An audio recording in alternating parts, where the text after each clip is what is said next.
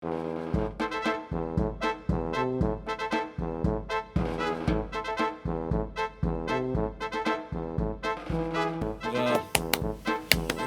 크리스마스 이브 오늘 또 39분 증권방송 시작하겠습니다. 이영수 대표. 티의 신. 티의 고마워 형. 방송에서 너 언급해주고. 어. 아 진짜 이마형밖에 없어. 네. 항상 너를 사랑하지. 이거 신건동하게 맨날 사랑한대. 술 먹었는데 술을 모처럼 많이 먹어봤는데 술이 안 깨가지고 오늘도 변함없이 광고부터 하고 가지. 댓글창에 고정되어 있는 유한타증권 계좌 개설 링크 있습니다. 메시지 안 날라온다는 사람 마음이 좀 해결해 줘봐. 메시지 안 날라. 안 날라온대. 야 메시지 안 날라온다잖아. 그 메시지를 제가 보내는 건 아니라서 메시지 보내드릴게요. 보내드리고 많이들 도와주십시오. 우리 와이프도 했는데. 네. 댓글창에 고정되어 있는 유한타증권 계좌 개설 링크가 있습니다. 뭐 너무 이제 광고라고 생각하거나 상업적으로 생각하지 마시고. 우리 스태프들을 또 먹고 살아야 되기 때문에 자, 우리 열심히 하잖아 우리 그래도. 그럼요. 네. 네. IT의 신도 많이 받으시고. 어차피 자본주의는 인풋 대비 아웃풋이 나오게 돼 있어. 그렇지. 자 그것도 많이 해주고 뭐 텔레그램 가치 투자 클럽 그다음에 뭐 네이버 카페 스톡헌터는 뭐 항상 내가 나가는 거니까. 오늘 또 뒤에 좀 이따가 이제 우리 인바이팅하는 스페셜 게스트 있죠. 그렇죠. 네. 오늘 선물 있습니다. 네. 크리스마스 선물. 크리스마스. 게임주의 달인. 달인. 네. 깨달? 깨달. 뭐라 그래? 요즘 NFT의 달인이에요. NFT? NFT. 대박이네.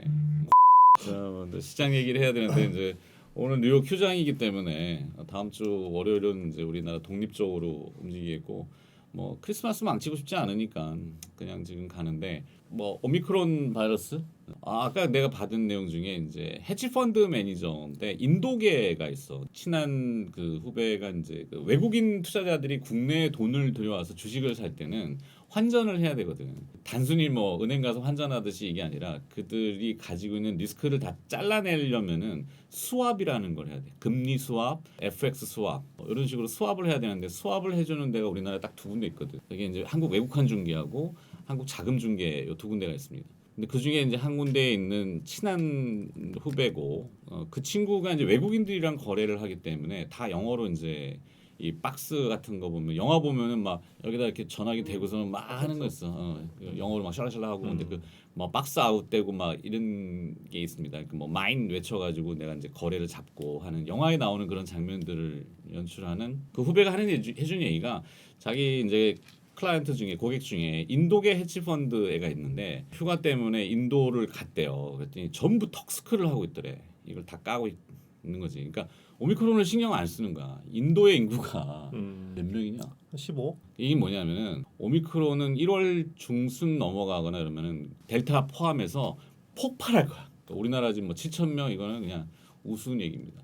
폭발적으로 나올 거기 때문에 거기에 이제 조금 주의를 해야 될 필요가 있어. 미리미리 크리스마스라든지 연말 분위기를 망치고 싶지 않기 때문에 뭐 금리도 이제 정상적으로 계속 미국이 움직이고 있고 주식시장도 이제 주식이 빠개진다는 얘기는 아니에요. 빠개지는 건 아닌데 출렁거릴 수 있는 부분도 있고 거기에 맞는 주식들이 있잖아. 그래서 내년도는 내가 이제 2022년도 전망을 하자면은 유망한 테마나 섹터는 그 AI라고 하는 인공지능하고 빅데이터 거기에 연관된 이제 바이오 헬스케어 이거는 2022년도에도 각방 받을 것 같아.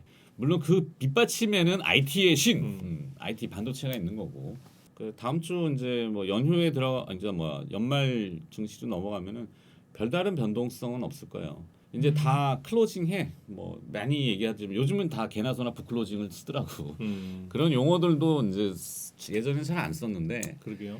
요즘은 이제 뭐 워낙 이런 매체들이 많이 발달하다 보니까 사람들도 용어들을 막 고급스럽게 쓰려고 하지. 북클로징은 자기의 이제 버젯이라고 해서 메이저들이 펀드 메이저들이 예산을 가지고 있는 것들을 정산을 해서 이제 더 이상 포지션을 잡지 않는 포지션 털 건 털고 뭐 새로 세팅할 건 세팅하고 그런 북클로징 시즌에는 거래를 잘 안 한다는 얘기지. 그러면 이제 또 전문 용어지만 마켓이 얇아져. 호가가 이렇게 떨어져 있지. 살 때도 저 위에서 사고 팔 때도 저 밑에서 팔고 그래. 변동이라는 게 이렇게 크거든. 뭐 다음 주는 그 정도인데 왔다 갔다 하다가 제자리. 기대해. 스케줄 28일 6시까지. 그때까지 10억 이상 가지고 있으면 대주주 이제 과세를 받는 거죠. 근데 이제 10억 밑으로 줄였는데 29일 30일 날 주가가 올라가고 또 10억을 넘어가면 또 걸릴 거야 아마 그지? 네. 선수. 지금 대답한 선수는 네, 좀 이따 나오는 선수. 잠깐 지금 가려놨기 때문에 술이 안 깼기 때문에 뭐 정신없이 했는데 별거 없고. 전쟁은 하여튼 날까요? 네? 전쟁? 전쟁이요? 우크라이나? 나겠습니까? 안 나지. 안 날 것 같은데. 1월 달에 단판 짓잖아. 미국하고 러시아하고. 근데 이제 뭐 약간 조울증인 것 같아 그 아저씨도. 그 아저씨라 그러면 이상한가? 총 맞나? 러시아 말로 해야 되니? 뭐 그런 복잡하게 뭐 국제 정세까지 풀어낼 필요는 없는 것 같고. 뭐 터키도 뭐 괜찮은 것 같고. 터키 리라가 막 폭락하다가 갑자기 이제 중앙은행이 개입해가지고 다시 급반등을 하고 거기도 조울증이야. 종목은 뭐 개별주지만 다음 주에 또 나는 신테카바이오를 좋게 봅니다.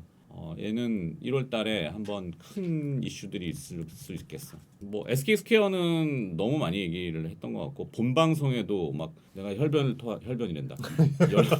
열변을 토하면서 막 그 토로를 했지만 개판이 시장이지. 사실 대한민국 주식시장은 개판이에요.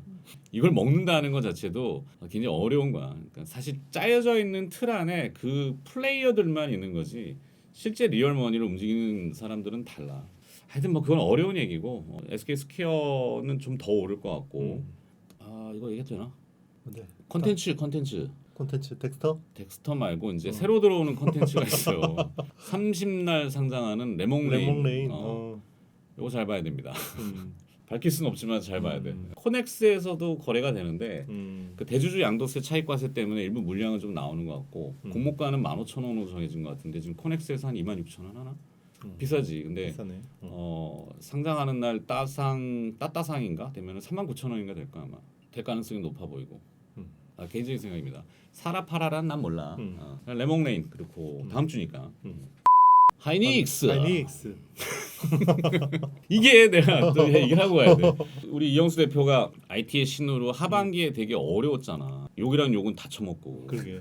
그 형이 단 거 아니야, 악볼? 아니야. 졸지에 개새끼 돼버려가지고. 아는 사람이 좀 다는데.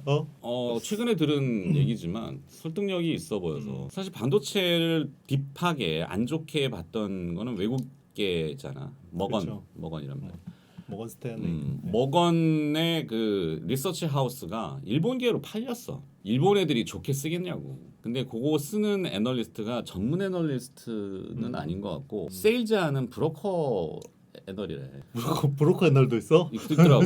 그러니까 아시아 쪽 커버하는 애인 것 같은데 걔는 어떻게 하냐면은 자기 고객들한테는 이제 셀 리포트를 돌려가면 공매도라는 걸 막 치잖아. 그럼 안 좋게 또 리포트를 쓰고 더 안 내려가면 더 세게 안 좋게 쓰고 이렇게 하고 밀었어.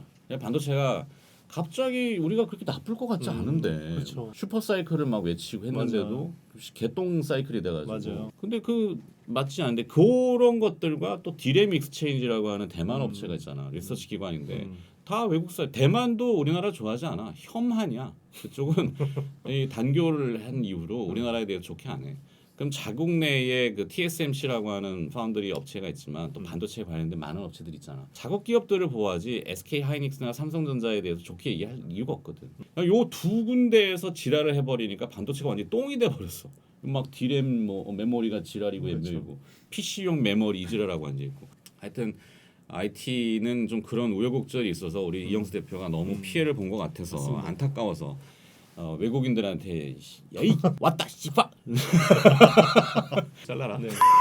그게 참 이게 슬픈 거예요. 이게 95%의 고정 거래가를 우리나라가 취급하는데 그렇지. 여기 가지고 뭐 제대로 된 시장 조사 업체가 없다라는 게 웃긴 거고 맞아. 그 5%의 스팟 시장 가지고 막 이걸 이야기하면 다 우리나라 투자자들이 다 따라서 다 그대로 피해갖고, 받아 쓰고 맞아. 이게 되게 슬픈 거예요. 뭐 하라는 거죠. 뭐 꼬리가 진짜 몸을 흔드는 거죠. 웹도독이야.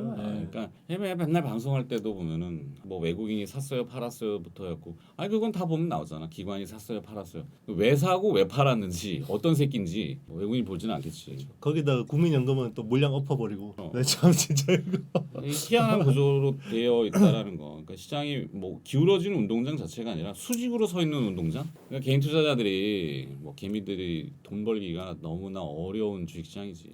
일단 뭐 삼성전자 하이닉스 너무 뭐 매력적인 구간이고 또 이제 뭐 중소형주들 중에서도 최근에 좀 움직이는 것들이 있어요. 오늘도 레이크 머티리얼즈가 한 7% 뜨더라고요. 레이크 머티리얼즈 네. 한번 하지 않았나? 네, 제가 했어요. 이게 레이크 머티리얼즈 같은 경우는 이제 반도체 전구체, 전구체 그리고 뭐 LED, 태양광, 뭐 촉매, 촉매 이런 거 있어요. 석화할 때 이렇게 촉매제를 넣어주면 좀 더 이제 추출 효율이 좋아지고 뭐 이런 것들이 있는데 그런 사업하는 회사인데요. 뭐 실적도 꾸준하게 잘 나오고 이 회사 또 특징이 그 창업주가 DNF 공동 창업했던 사람이에요. 진짜. 네, DNF에서 이제 나와서 또 만든 게 레이크 머티리얼즈고 DNF도 주가 이렇게 한번 그쵸, 다운그레이드 맞아요. 돼가지고 거의 바닥이지. 뭐. 욕이란 욕은 다 처먹었지. 그게 이제 DDR5가 내년부터 본격 양산되기 때문에 많이 들어봤을 거야. 네, DDR5. DDR5. 그게 내년부터 나오니까 여기 이제 소재는 지금 4Q부터 엄청 양산 타고 있어요. 4분기부터. 네, 지금 뭐 풀 가동 수준이고 음. DNF 같은 경우는 내년 5월에 신공장 또 가동이 돼요. 음. 그러면 캐파가 거의 2배 가까이 늘어나기 때문에 지금 자리 괜찮다라고 보고 있습니다. 우리 민지 PD가 이거 선물 줬더라. 크리스마스 선물. 자, 그래서 우리 3만 원 방송이에요. 3만 원 방송. 오늘 뭐 방송 저기 같이 했지만 MC넥스. 그렇지. 우리 네. 본방 네. 우리 맨날 방송할 때 왜 양복 입고 하세요라고 하는데 둘이서 매경제 TV 본 방송이 있어요. 그게 금요일 날 거의 9시 우리 9시 한 20분에서 40분. 20분 40분. 그다음에 이제 이거를 10시 반에 놓고 하니까 그 양복을 입고 나오는 거야. 우리도 맞습니다. 사실은 뭐 그냥 트레이닝복 입고 니트 입고 나오지. 나올까? 너 IT 신에서 그거 맨날 옷 한 벌만 가지고 돌린다고 뭐라고. 한번 봐봐요. 한번 얼마나 세련되게 입는데. 협찬이 안 붙냐? 안 붙어 아직. 아직 안 붙어. 그래서 MC넥스 좋습니다. MC넥스. MC넥스는 저희 항상 CES 때 뭔가 또 막 공개하고 이러기 때문에 그렇지. 항상 이제 좀 연말에 좀 모멘텀이 있는 회사인데 올해 워낙 많이 빠져가지고 이제 뭐 최근에 좀 반등이 있었는데 충분히 더 여기서 한 50% 정도는 업사이드 바텀업은 될 수 있구나. 50% 업사이드는 있을 것 같고 일단 기대하는 부분은 전장 쪽에서 성장이 굉장히 많이 나온다는 거. 자동차라는 게 그래요. 이게 보통 한 5년 8년 장기 공급 계약인데 1년 2년 차 때는 물량이 별로 안 많아요. 근데 3년 4년 차 5년 차부터 확 늘어나거든요. 그렇지. 뭐든지 다 그렇잖아. 그렇죠. 공정 적합도 그다음에 뭐 맞아요. 수율 문제 그리고 판매되는 거를 추이해 가지고 이걸 그렇죠. 더 늘리고 오더를 주고 하기 때문에 맞아요. 처음에 이건 아니란 말이지. 그렇죠. 확 했다가 불량 나면 이게 그 막- 내가 그래 배터리를 별로 2차 전지에 대해서 그냥 뉴트럴하게 보는 입장은 갑자기 배터리가 막 난리치는 거야. 근데 조금 너무 빨리 달려간다 생각이 들어서 그리고 또 이제 에너지 엔솔 LG 엔솔 1월 달에 이제 공모하잖아. 그렇죠. 그것도 좀 논란이 있을 수 있어. 그렇게 막 흥분하실 필요는 없을 것 같아. 한 70조 정도 지금 밸류를 네. 그렇게 보는데 100조까지도 보긴 하던데 상장이 왜 꼬라박을 것 같아. 느낌에는. 그리고 LG전자도 연말에 좀 피하는 게 좋고. 안 좋은 건 잘 맞는데 좀 싸한데. LG전자도 연말에는 좀 투자 대상으로 좀 피하는 게 좋지 않을까 싶은 생각이 좀 들고. LG 관계사들이 연말에 되게 좋았어요. 이노텍도 좋았고. 그러니까 뭐. 너무 서둘러서 상장하는 게 그래서 이게 아까도 얘기했지만 시장에 대한 그 불합리한 구조들 SK 스퀘어도 마찬가지지만 대주주를 위한 그런 이 구조들 그러니까 행복한 거는 대주주들이 발음도 안 되네. 대주주들이야. 그러니까 개인들은 그냥 들러리, 그냥 호구와트 이렇게 하면 안 되겠다. 그러니까. 욕 먹는 거 아니야? 근데 어쨌든 규제 당국이 이걸 인지하기 시작했잖아요. 우리 그 카카오 때도 싸하다 그럴 때, 맞아. 그죠? 이 카카오 너무 골목 상권 들어가는데 그럴 때 결국 정맞더라고. 맞아. 그게 결국 주가로는 굉장히 안 좋아졌거든요. 그러니까 주주 행동주의라고 해서 뭐 엊그저께 보니까 행동주의 펀드 소송 걸리는 거 아니야? 여기까지만 합시다. 자 그러면 종목은 정리 어차피 해야 되니까 네네. 뭐라 그랬지? 레이크 머티리얼즈, DNF, MC넥스 MC넥스. 이렇게 좋게 보겠습니다. 또 IT의 신 가가지고 상한가 말기 하는 거 아니야? 그럼요. 씹새야. 요즘에 욕하고 나서 삐하더라 입으로. 자 그러면 이제 오늘 인바이팅을 한 이 게임 분야는 뭐 독출난 실력을 가지고 깨달. 있는 이영수 대표하고는 또 절친한 네. 후배니? 동생인가? 그렇죠. 동생이죠. 네. 자 GV 인베스트먼트의 장우진 팀장. 장우진 팀장 안녕하세요만 하면 돼. 저는 지금 전자공시생이라고 하는 블로그를 운영하고 있고요. 파워블로거. 네네. 그다음에 필명은 범성공자로 활동하고 있고. 무슨 공자? 범성공자. 범송공자. 네. 그다음에 제 이름은 장우진입니다. 네. 하여튼 파워블로거인데 네. 전자공시생. 네. 우리 하여튼 장우진 팀장을 특별히 이제 스페셜 게스트로 인바이팅한 거는 초대한 거는 요즘 가장 핫한 게임, 음. 뭐 NFT, 그다음에 이제 코인 이런 개념으로 연결돼. 물론 궁극적으로는 메타버스라는 걸로 엮일 거고. 근데 실제 이제 트레이딩도 하시죠. 네, 트레이딩도 하고 있죠, 당연히. 트레이딩으로 수익률이 사실 빠방하잖아. 네. 올해 큰형 됐어. 그러니까 우리는 돈 많은 순서대로 그렇지. 형이기 때문에 자 우진이 형이 앞으로 이제 우진이 형한테 잘해야 되는 거. 우진이 형이 그렇게 그 포인트를 잡아낼 수 있었던 어떤 계기 뭐가 있었을까? 그렇게 쌀 때 위메이드를 이야기했는데 그걸 안 들었네 내가. 한 귀로 듣고 네가 콧등으로 들어서 그래. 그러니까 10세야.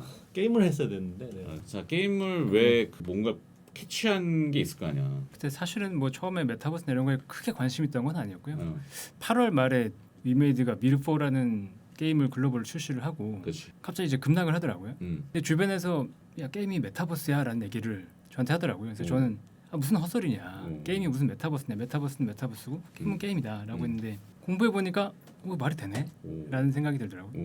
근데 마침 이제 미르4 글로벌이 그 수치 뭐 이렇게 동접자라든가 괜찮게 보이면서 서버도 계속 늘어났고요. 그런 걸 계속 실시간 리얼로 파악하지. 그렇죠. 아, 네, 그거 게임 이름이 접속해서. 실력이야. 우리 그 서버가 어딘지도 몰라. 몰라요 나는. 서버에 반도체가 들어간다는가 나는.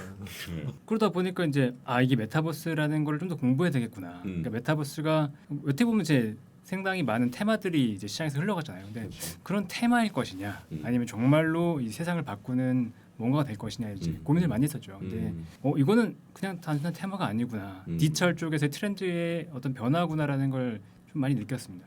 저는 이제 과감하게 이거를 메타버스는 혁명이다라고 얘기를 하고 있는데 산업혁명처럼. 그렇죠. 결국 보면은 거기서 핵심이라고 하는 건 시공간의 압축이라는 걸 이제 표현을 하는데 야 철학적인데. 필름이 뭐라고? 범송공자. 범송? 뭔 뜻이냐? 범성이요. 제 호입니다. 호. 호. 네. 군대 있을 때 지었던 제 호. 호. 네. 제 이름이죠. 또 다른 이름. 범송우진. 그 어디까지 했지? 짧게 하라는 거예요. 짧게 하라는 거. 아니야. 네. 짧게. 이게 그래서 뭐 사야 돼 이런 거야. 이런 인내력이 없어. 타석에서야 이제 이런 대화들을 많이 하지만 방송을 안 해본 거의 처음. 처음 나죠. 처음이지. 네. 긴장도 되고 이게 하니까. 그래서 뭐 사야 돼. 뭐 결국은 이제 그 메타버스를 주도하고 있는 저 3인방이라고 얘기를 하는데 뭐 위메이드랑 컴투스 홀딩스 그다음에 네오이즈 홀딩스가 이제 가장 시장을 주도하는 업체들이다라고 보고 있고요. 결국은 그 항상 이제 혁명 때를 보면 CPND라고 하는 이제 주제들이 나오는데 CPND? 네네. 컨텐츠, 그다음에 플랫폼, 그다음 네트워크, 그다음에 디바이스 이렇게 이제 구분돼서 본다 그러면 이 세 개 업체들은 이제 플랫폼 업체로 분류가 될 수 있을 거예요. 그러니까 플랫폼에 성공할 수 있냐 없냐의 이제 문제는 차치하고 이 세 개 업체들은 플랫폼의 후보권에 있다. 근데 결국은 인터넷과 모바일과 이제 뭐 메타버스까지 연결해서 보면 플랫폼 업체들이 가장 크게 성장을 하거든요. 뭐 저희가 봤던 네이버나 카카오도 마찬가지고. 네. 그 대기업으로 성장하는 기업은 플랫폼이다라고 본다면 이 세 개 기업에 대해서는 적어도 지금 눈여겨볼 필요가 있다라고. 위메이드, 컴투스 홀딩스. 컴투스하고 컴투스 홀딩스가 지금 쪼개졌지. 어떻게 된 거야? 컴투스 홀딩스는 옛날 게임빌입니다. 게임빌. 네, 이름 바꾼 거예요. 게임빌이 바꿨구나. 네. 그러니까 눈여겨 안 보면 잘 놓친다는 거야. 게임 그러면 자 다시 위메이드, 컴투스 컴투스 홀딩스, 네오이즈 홀딩스. 네오이즈 홀딩스. 네, 그렇죠. 근데 홀딩스라고 들어가면은 이제 지주사를 버들러 우리가 좀 이렇게 디스카운트 시키는데. 지주사 그렇죠. 되게 싫어해. SK 스퀘어 때문에 아주 좋지.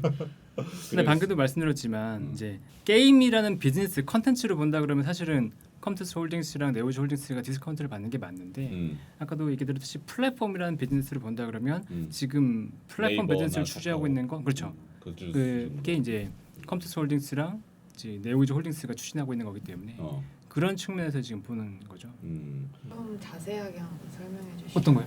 NFT. NFT에 대해서 네.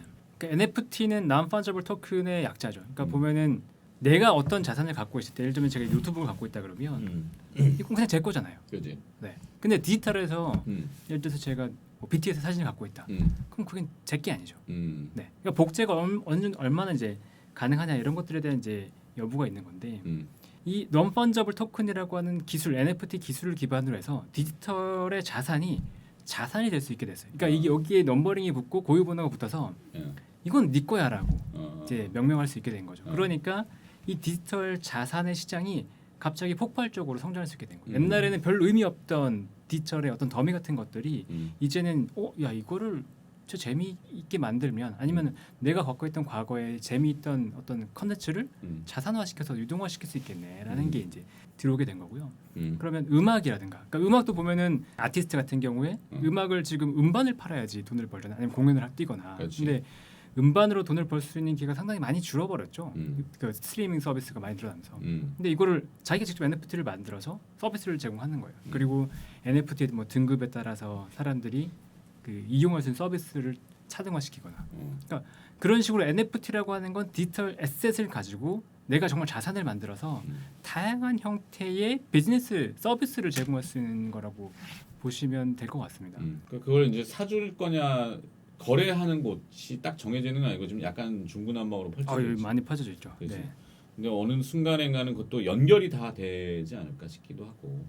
토큰별로 좀 다를 것 같긴 한데 지금 보면 이제 왜 메타버스랑 NFT를 연결짓느냐라는 걸 생각을 해보면 뭐 이건 이제 블록체인이랑 세 가지를 이제 연결해서 얘기를 하잖아요. 그러니까 구분 안 짓기도 하고 거기에 대한 이제 고민들을 좀 더 해봤어요. 근데 블록체인이 처음 나왔을 때는 사람들이 이렇게 얘기했었죠. 야 그거 어디다 쓰냐? 그렇지. 네.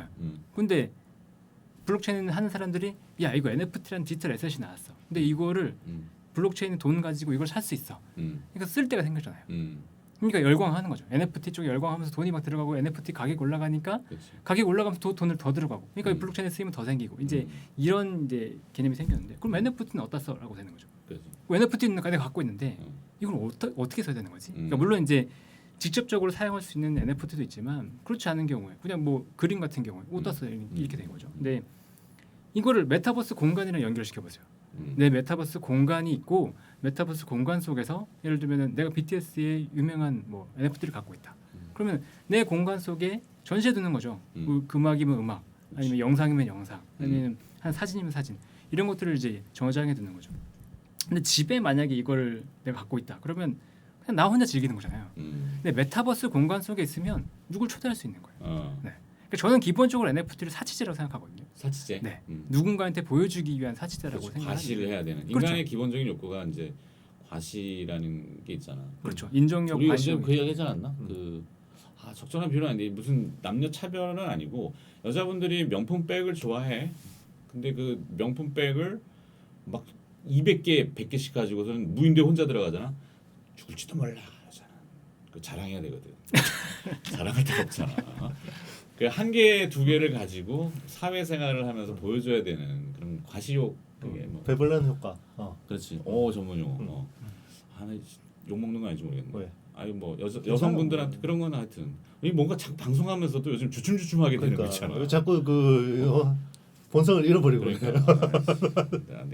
그래서 그런 기본 욕구를 그러니까 그런 기본 욕구를 이제 채워줄 수 있는 것들을 메타버스에서 만들어준다는 거죠. 그 공간 속에서 나는 다른 사람들과 소통하고 만나고 예를 들면 BTS라는 주제를 갖고 내가 NFT를 갖고 있다. 근데 사람들을 모아서 딱 봤는데 그 사람들이 우와 이제 대단한 사람이네 라는 게 된다는 거죠. 네. 오프라인에서 사실 그게 불가능하지만 그렇죠.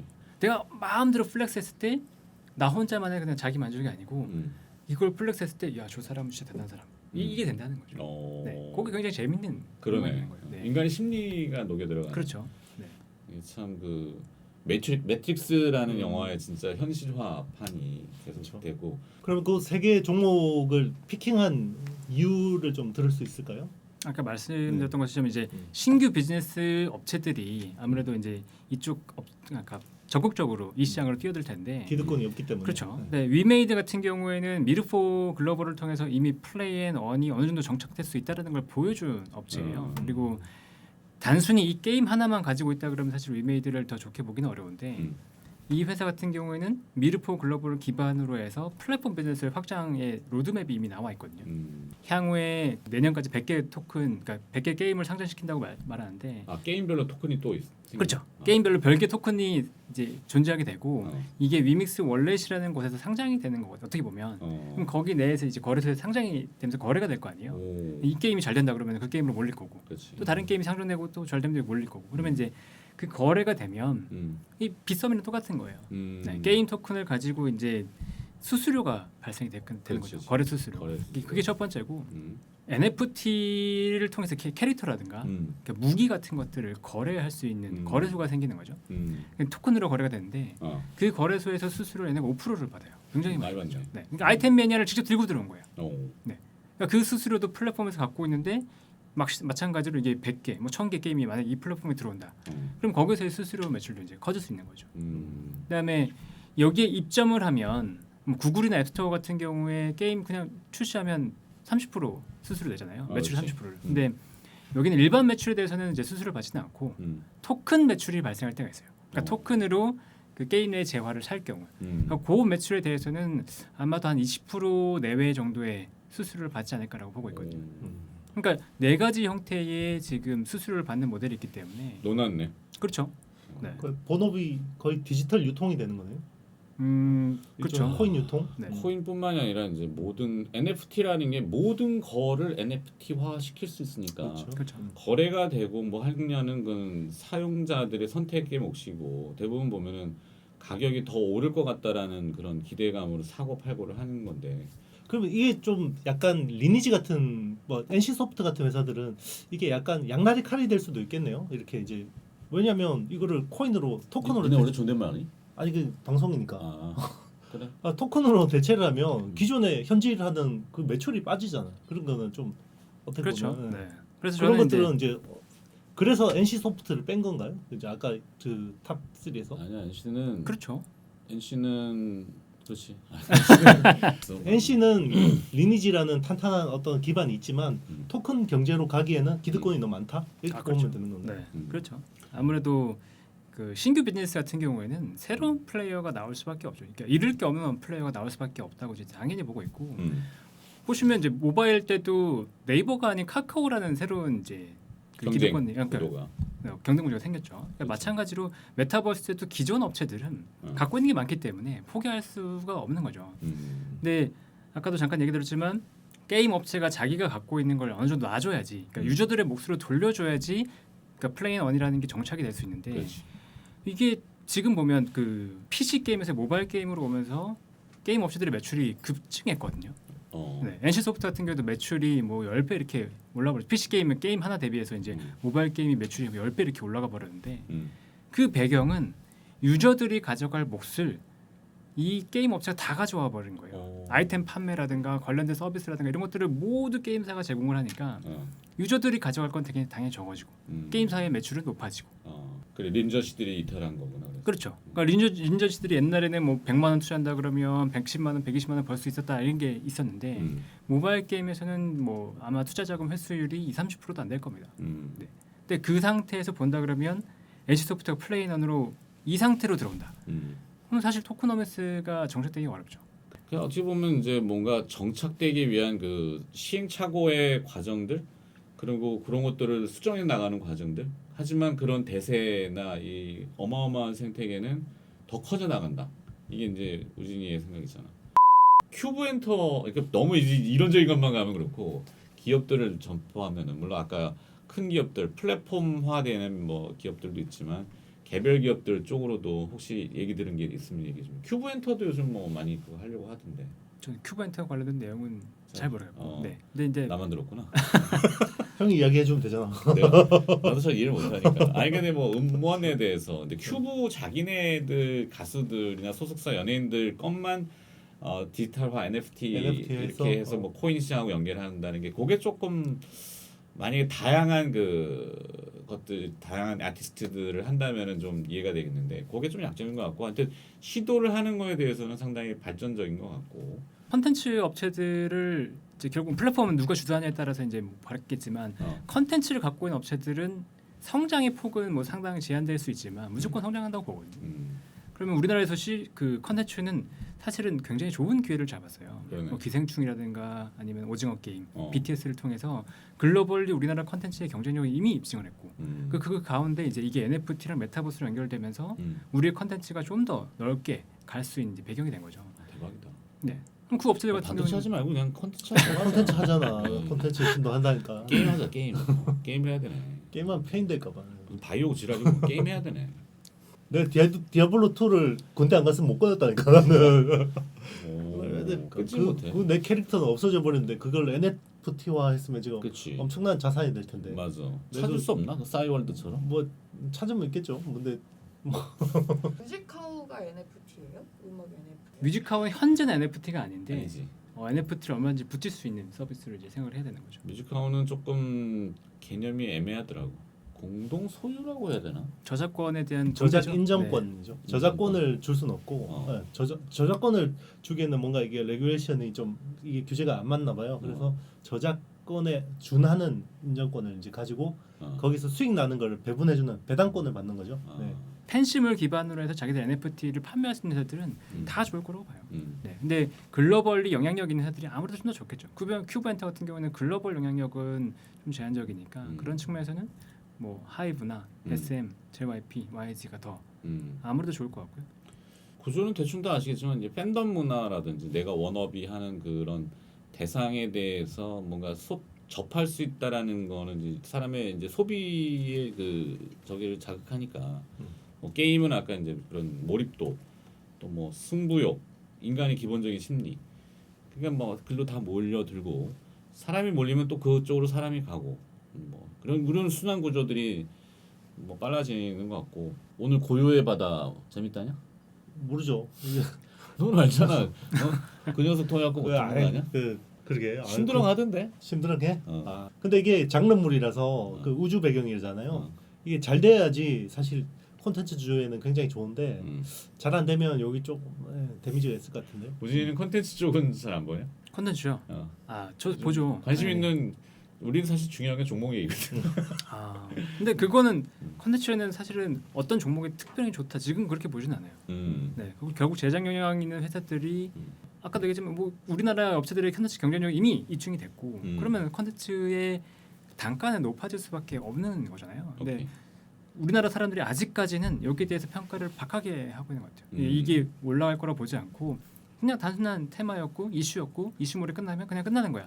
이렇게 보는 것 같은데 저는 관련된 업체들이 다시 한번 다 주목을 받을 것 같아요. 오케이. 네. 그렇지. 수주 규모가 올라가면서. 그래서 저는 그 올해 같은 경우는 중소형 제작사들이 굉장히 많이 올랐어요. 그러니까 대형 제작사는 스튜디오 드래곤하고 제이 콘텐츠인데 그러니까 전체 그 우리나라 캐파가 100이라 그러면 이 두 회사가 50%를 차지하고 나머지 이제 회사들이 50%다 쪼개서 먹는 건데 대형주가 못 가고 올해는 다 중소형주 갔는 게 왜냐하면 제이콘이랑 스튜디오 드래곤은 이미 넷플릭스하고 몇 년 전에 장기 공급 계약을 맺어버렸어요. 근데 그때는 굉장히 좋은 계약이라고 했지만 지금 보면 굉장히 안 좋은 계약이잖아요. 그렇지. 그게 내년에 끝나요. 내년에 장기 공급 계약 FA 풀리듯이 내년에 이제 풀리는 FA 거야. 풀리니까 아마 재계약하려면 굉장히 베팅을 세게 해야 될 거고 재계약을 안 할 수도 있어요. 넷플릭스하고. 그래서 일단은 튕겨낼 수도 있지. 내년에는 스튜디오 드래곤하고 제이 콘텐츠리가 좀 주목받을 수 있는데 맞아. 또 하나의 업사이드가 뭐냐면 기존에는 우리나라에서 제작을 했잖아요. 이제는 미국 오리지널 제작을 하는 거예요. 그러니까 미국 배우들 섭외해서 이제 우리나라 뭐 텐트폴이라고 해봐야 편당 20억, 30억이 한 개인데 미국은 평균이 80억이거든요. 그렇지. 그냥 미들급의 어떤 제작도 80억이기 때문에 훨씬 더 많이 나는 게 뭐 편당 제작비가. 그러게. 그러니까 그 내년에는 스튜디오 드래곤이랑 제이콘이 그 오리지널 콘텐츠 가지고 대박을 낼 수 있느냐 없느냐 이게 굉장히 또 중요한 포인트가 될 것 같아요. 네. 다시 우진이한테 가서 이게 좀 정신없는 산만한 방송이야. 네. 알아서 잘 편집해 주니까. 편집의 노하우가 있어. 그래서 뭐 좀 정리를 더 많이 길게 듣고는 싶지만 시간은 제한되어 있어서 조금 정리해가지고 정리해서 토픽 3개 그렇지. 꽂아주세요. 물론 이제 우진이가 보는 토픽 이런 게 메이저들은 사실 그게 이제 시장 지배력이라든지 뭐 주식시장에서 보면은 대장주라는 개념이잖아. 선도하는 기업들이 시세가 제일 강하고 안 꺾이잖아. 그렇게 보는 건지 아니면 새로 신규로 이렇게 뭔가 움직이는 것들이 또 있는지. 다음 주에 그러니까 방금 찍은 종목들은 이제 다음 주에 좋게 보는 건데 어. 그 이유는 되게 명확해요. 메타버스를 아까 얘기했지만 메타버스라는 걸 테마로 보는 사람들이 상당히 많았거든요. 그렇지. 네, 그러니까 이해도 이제 좀 떨어지면서. 그렇죠. 그러니까 이게 이제 꺾였을 때 사람들이 이제 끝났나 보다라고 많이 인식들을 했었고, 그다음에 다음 주를 제가 얘기 드리는 건 이게 특히나 개인 종목들이었어요. 네, 기관들이 많이 담았던 메타버스 종목들은 거의 없거든요. 그러니까 위즈윅이나 이렇게 센티 그 뭐라고 하지 ETF에서 담았던 그런 것도 말고 뭐 게임주들 같은 경우에는 진짜로 기관들이 많이 담은 종목들이 별로 없었어요. 그러니까 그 말은 뭐냐 양도세가 많이 걸렸어요. 네, 그래서 실제로 뭐 컴투스홀딩스, 네오이즈, 뭐 위메드 다 보시면 개인의 매도세가 계속 누적되고 있거든요. 근데도 주가가 이제 빠졌다가 다시 버티면서 지금 올라오고 있는 그래. 거죠. 네. 그럼 이제 양도세 물량이 어느 정도 회복이 되고 메타버스에 대한 관심이 다시 뭐 이렇게 불거지면 저는 이 종목들의 이제 모멘텀이 굉장히 셀 거다. 근데 위메이드보다는 지금은 이제 컴투스 홀딩스랑 네오이즈 홀딩스가 좀 더 좋을 수도 있죠. 왜냐하면 위메이드는 명확하게 이제 게임이 출시가 돼서 미르포의 성과를 보고 있는 상황이기 때문에 거기에 따라서 이제 움직일 수 있고 미래 그림을 추가로 이제 설정해서 봐야 되는 건데 갬빌 아까 뭐 컴투스 홀딩스랑 네오이즈 홀딩스는 미래의 그림만 가지고 지금 움직이는 거예요. 근데 그 그림을 어떻게 하겠다. 그리고 어떤 시각에 대한 거 이런 것들이 언제 어떻게 구체화하겠다라는 얘기가 나오면 나올수록 이 업체들은 이제 굉장히 빠르게 툭툭 치고 올라갈 수 있는 국면이 되는 거죠. 그러니까 뭐 가격이 비싸다고 해서 뭐 싼 거를 찾기보다는 그냥 되는 쪽으로 좀 더 추가로 종목은 없니? 한 번에 다 뽕을 뽑으려고 그래. 야 그럼 제가 다음 주 또 나오겠니? 불러내기도 힘드는데. 그렇게 감질나게 해야지 또 나오지. 다시 또 나오죠 뭐. 그래? 야 그 형이 저쪽에 형이 괜찮으실까? 파워블로거 우리 장우진 팀장 전자공시생 주식이 하도 안 돼서 공시라도 매일 보자. 어. 그래서 공시를 이제 정리하다가 그러다 시작된 거예요. 그냥 그건 나 혼자 보지 말고 주변 사람들과 나누자. 그러던 의미에서 처음에 이제 시작이 됐었고 공시만 보기보다는 근데 매일 보시면 이제 블로그 보시는 분들은 아시겠지만 이제 기관 수급을 기반으로 해서 또 제가 픽도 하거든요. 네, 선별 종목이라고 해서 그런 종목들도 매일매일 이제 구분지어서 보면서 시장의 흐름과 그다음에 이슈나 이런 것들을 거르지 않고 보자라는 의미에서 이제 블로그를 시작했고 같이 나누게 되죠. 부지런해야 되겠다. 뭐 시작한 다음부터는 하루도 쉬진 않았습니다. 네. 멋지다. 하여튼 사람은 부지런해야 돼. 주식시장이 이제 뭐 넉넉하지 않기 때문에 남들하고 똑같이 하면은 그냥 흐름 따라 잠깐 가는 거는 별로 의미가 없어요. 내가 돈을 벌었다고 수익이 났다고 자만하는 거는 그냥 시장이 나한테 잠깐 먹여주는 거고 맡겨놓은 돈을 다 금방 뺏어가거든. 네. 전자공시생 장우진 팀장 자주 좀 인바이팅을 해서 조금 더 이슈거리가 있을 때 오늘은 이제 무조건 오라 그랬거든 사실은. 그래갖고 아무것도 준비 안 한 상태에서 체계는 없이 막 중구난방으로 떠들었지만 하여튼 내공과 지식이 출중한 사람입니다. 저런 사람이 옆에 있다는 게 든든하네. 빨리 마무리해줘. 네. 자, 좋아요. 댓글에 고정 댓글 달려 있는 우리 그 유한타증권 계좌 개설 링크 꼭 잊지 마시고 마인드 블로그 들어가서 그거 찍고 들어가야지 계좌 개설이 유효합니다. 문자를 조금 서비스하는 걸로 아이디어를 계속 내볼게요. 네, 도와주세요. 여기서 끝내 들어가기. 장훈진 팀장 너무 고맙고 저 다음 주가 될지 아니면 조금 텀을 줄지 다시 모셔서 그때 또 이슈거리 있는 거 들어볼게요. 고생했다. 네. 자 크리스마스 잘 보내시고 손 들어주세요. 자 안녕. 메리 크리스마스.